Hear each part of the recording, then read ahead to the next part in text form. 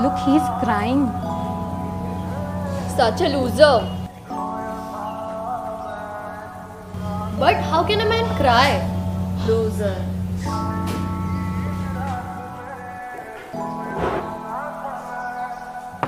Excuse me? I'm a loser, right? Why? मैं रो रहा हूं तो मैं मर्द नहीं, और मर्द रो नहीं सकते, क्योंकि सदियों पहले अमिताभ बच्चन ने एक छोटी सी लाइन बोल दी थी कि मर्द को दर्द नहीं होता। या ये 125 करोड़ में से 150 करोड़ अखंड शूद्र लोग ये मानते हैं कि रोना औरतों का काम है, तो मर्द क्यों रोएगा? और अगर मर्द बेचारा रो देना तो ये नेटफ्लिक्स और अमेजन से ज्यादा एंटरटेनमेंट इस बात से मिल जाएगा लोगों को, उसकी मर्दानगी पर जज करने का मौका मिल जाएगा ना।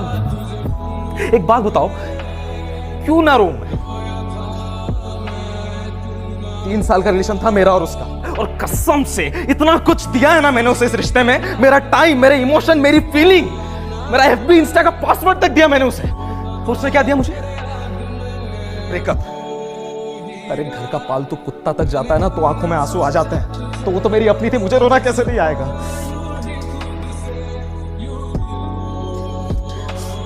अटैचमेंट नाम की चीज होती है यार लड़कों में, सेक्स नहीं भरा होता है बस, इसलिए आ जाते हैं आंसू।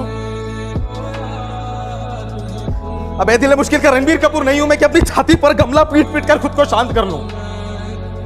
क्यों शाहरुख खान जब नकली में रोता है तब तो तुम्हारे मुंह से निकलता है हाँ हाउ क्यूट। हम लड़के असली आंसू भी रोएंगे तो हम लूजर हैं। असल में ना तुम्हारी गलती है ही नहीं, ये सब गलती उस एकता कपूर की। अपने सीरियल्स में इतने सदियों से इतना रोता हुआ दिखाया औरतों को, मानने लग गए लोग कि रोने का काम सिर्फ औरतों का है, मर्द रोएगा तो पाप है। ये सेम बात अगर संजीव कपूर सोचता ना तो पहला प्याज काटने के बाद बंद कर देता अपना काम, इतना बड़ा शेफ नहीं बन पाता वो।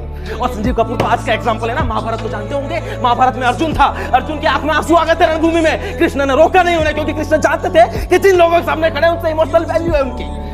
अब बोलो, जब श्री कृष्ण ने रोक पा तो लोग कौन होंगे? जब लड़कियां रोती है तो देखो बेचारी, अरे रे बेचारी लड़की रो रही है, और जब उसी की जगह लड़का रोता है तो देखो लड़की की तरह रो रहा है। किसने लिखा कि सिर्फ लड़कियां रो सकती हैं? वेद व्यास लिख के गए थे, तुलसीदास लिख के गए थे? बताओ यार, तुम्हें पता है लड़कों की रोने की शुरुआत कैसे होती है? जब पहली बार लड़का लड़की को प्रपोज करता है ना तो उसकी आंखों में खुशी के आंसू होते हैं, लेकिन लड़की के आने के बाद बस दुख, frustration, irritation, you shut up इन्हीं के आंसू निकलते हैं। और भादे हुए आंसू 3 प्रकार के होते हैं, basal tears, reflect tears, emotional tears. और लड़की एकमात्र ऐसा जीव जो तीनों टीयर्स एक बार में निकाल देती है। अच्छी खासी नॉर्मल लाइफ को एबनॉर्मल बना के चली जाती है लड़की, और आपको पता भी नहीं चलता।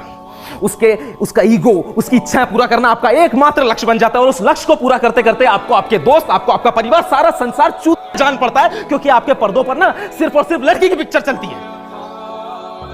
लड़की आपकी लाइफ में हो वो आपकी पर्सनल प्रॉब्लम है, लेकिन लड़की आपकी लाइफ में ना हो ना ये सोसाइटी की प्रॉब्लम है। लड़की आपकी लाइफ में ना हो तो नल्ला है, लड़की हो इसने किया तो नल्ला है। इसके लिए शादी की बात नहीं करी, नल्ला है ये तो।